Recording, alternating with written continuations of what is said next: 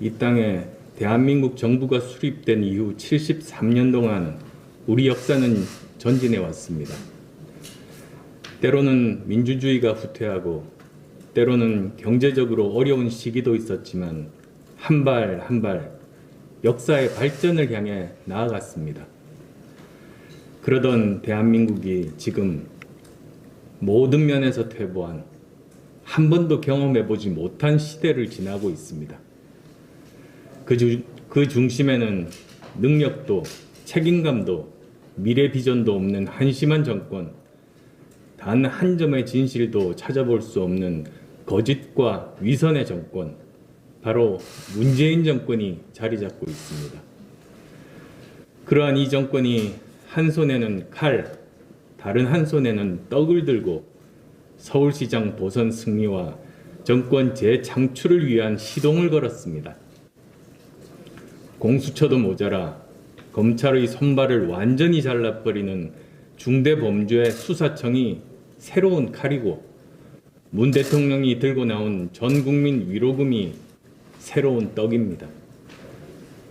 이들도 인간인데 국정을 주먹구구식으로 멋대로 운영하고 권력을 사익 추구를 위해 사용했다면 어찌 뒷날이 걱정되지 않을 수 있겠습니까? 그래서인지 비리를 은폐하고 잘못을 덮고 퇴임 후 자신들의 안위를 보장받기 위해 끊임없이 무리수를 두고 있습니다. 야당의 합의권을 박탈한 공수처법 개정도 모자라 이제는 검찰의 수사 기능까지 완전히 없애기 위해 중대범죄수사청 같은 해괴한 기관까지 만들려고 하고 있는 겁니다. 생각해 봅시다. 앞으로 고위공직자 범죄는 공수처가 담당하게 될 겁니다. 검찰이 고위공직자 비리 첩보를 입수해도 공수처가 이첩을 요구하면 검찰은 응할 수밖에 없습니다. 그리고 지금도 대부분의 형사사건은 경찰이 수사하고 있습니다. 이미 공수처가 경찰이 고위공직자 비리를 수사할 수 있는 체계가 만들어져 있는데 얼마 남지 않은 검찰의 직접 수사권마저 완전히 없애버리려고 하는 이유가 무엇이겠습니까?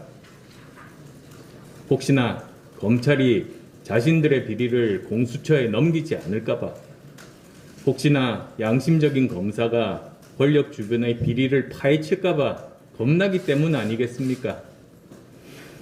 이 정권 사람들이 가장 두려워하는 것은 진실과 양심입니다. 권력 눈치 안 보는 윤석열 총장이 무섭고 아무리 충견들을 요소요소에 배치했어도 권력보다 양심을 따르는 검사들이 부담스러울 겁니다. 진실을 어둠 속에 생매장해야 살 수 있는 자들, 거짓의 힘으로 먹고 사는 사람들, 그들은 수사기관을 정권의 사병으로 만들고 그들의 칼로 이 땅의 양심과 진실을 겁박하려는 것입니다. 코로나19와 경제 위기에 그리고 부동산 때문에 국민은 절망하고 고통스러워하는데도 대통령은 역대 가장 좋은 성과를 낸 당정청이라고 자화자찬하며 축배라도 들 기세입니다. 문 대통령의 현실 인식 수준은 달나라를 넘어 안드로메다 대통령인 것 같고 국민의 삶보다는 자신만의 정신 승리를 추구하는 것 같습니다. 문 대통령은 4차 재난지원금과 국민위로금이라는 선거용 인기 영합주의 카드를 꺼내들었습니다. 나라 꼴이야 어떻게 되든지 간에 지난 총선에서 재미를 톡톡히 봤기 때문입니다. 상식과 양심이 있는 사람들이라면 누구나 이들이 마구 써버린 모든 빚을 결국 증세로 국민들이 갚거나 지금 자라나는 우리 아이들이 떠안아야 한다는 사실을 걱정할 수밖에 없을 것입니다.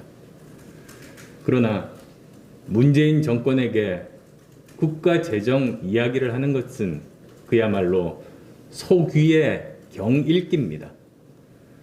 무모하고 방만한 나라 살림에 대한 책임은 나중에 분명히 물어야겠지만 오늘은 이 점만은 분명히 하고 싶습니다.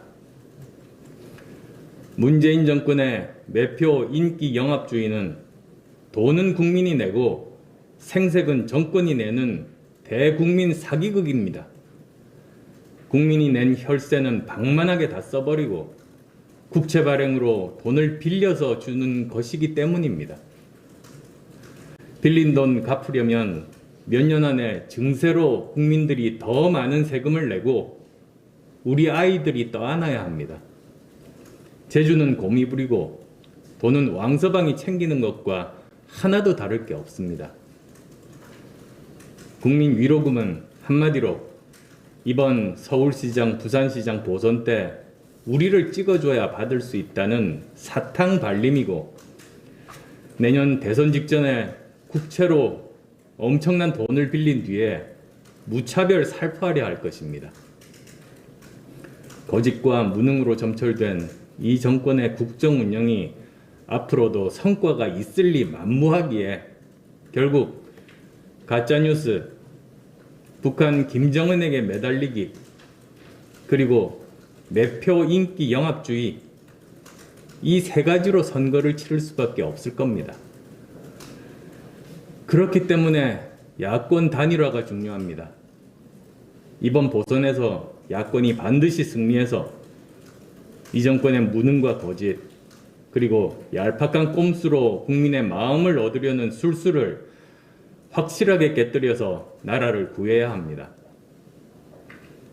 이 정권의 국정 운영을 더 이상 좌시할 수 없고 국민 혈세를 자기 돈인 양 뿌려 표를 얻으려는 인기 영합주의는 더 이상 통하지 않는다는 점을 분명하게 보여줘야 합니다.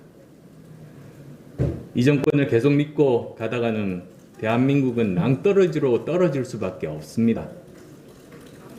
나를 따르라고 큰 소리 치다가 이제 와서 이 산이 아닌가 보다 하며 슬며시 내려와서 먹고 튈 사람들이 바로 이 정권 권력자들이기 때문입니다.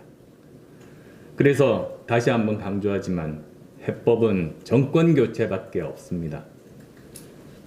하지만 정권 교체는 한 번의 선거로 이루어지지 않습니다. 지금의 민주당 천하도 한 번의 선거로 이루어지지 않았습니다. 대선을 이기고 남북 정상회담 쇼로 지방 권력을 독식하고 최종적으로 총선에서 압승하면서 만들어진 겁니다. 그것을 뒤집는 것 역시 한 번의 선거로 되지 않습니다. 야권 후보 단일화를 통해 이번 보궐선거에서 야권이 반드시 승리하고 이 승리를 교두보 삼아 내년 대선에서 야권이 승리해야 합니다. 대선에서 승리하면 그 여세를 몰아 지방선거에서도 이길 수 있을 겁니다. 마지막으로 3년 뒤 총선에서 지금의 여권을 심판해야 진정한 정권 교체가 완성될 겁니다. 그러나 야권이 능력, 책임, 미래 비전, 그리고 안보 측면에서 진정으로 변화하고 혁신하는 모습을 보여드리지 못한다면 이번 보선부터 쉽지 않을 겁니다. 야당 후보를 찍어주겠다는 여론은 50%를 넘나들지만 지금의 야당은 그것을 모두 담아내지 못하고 있기 때문입니다. 그렇기에 전체 야권의 목표는 승리 이전의 단결이어야 하고 단결의 전제 조건은 서로 간의 존중과 배려 그리고 변화와 혁신이어야 합니다. 서울시장 야권 단일화 과정이 감동적이어야 하고 혁신 경쟁을 바탕으로 해야 하는 것은 바로 이런 이유 때문입니다. 야권의 책임 있는 정치인의 한 사람으로서 가장 참기 힘들었던 말은 이 정권이 다른 건 몰라도 야당복이 있다는 이야기였습니다. 문재인 정권이 민주주의와 법치를 압살하고 경제와 일자리를 망치고 백신도 제대로 구하지 못했는데도 지금까지 큰 소리 칠 수 있었던 것은 모두 다 야당 복 때문이었습니다. 그러나 오늘 저는 이 자리에서 분명히 말씀드립니다. 문재인 정권의 행운과 대한민국의 부르는 여기까지일 겁니다. 문재인 정권의 야당복은 더 이상 없을 겁니다. 변화와 혁신을 바라는 국민의 염원, 정권 교체를 통해 대한민국을 다시 살려내라는 국민의 요구를 받들어 야권 후보 단일화 반드시 이뤄내겠습니다. 혁신 경쟁을 통해 더 강하고 더 확장된 야당의 꿈 기필코 이뤄내겠습니다. 가짜뉴스와 야당 복으로 연명해온 문재인 정권, 이번 보궐선거에서 반드시 심판하겠습니다. 문재인 정권과는 비교도 할 수 없는 도덕적이고 유능한 정부 탄생의 교두보를 만들기 위해 4월 7일 시민과 함께 반드시 승리하겠습니다. 그리고 또 한 가지 드릴 말씀이 있습니다.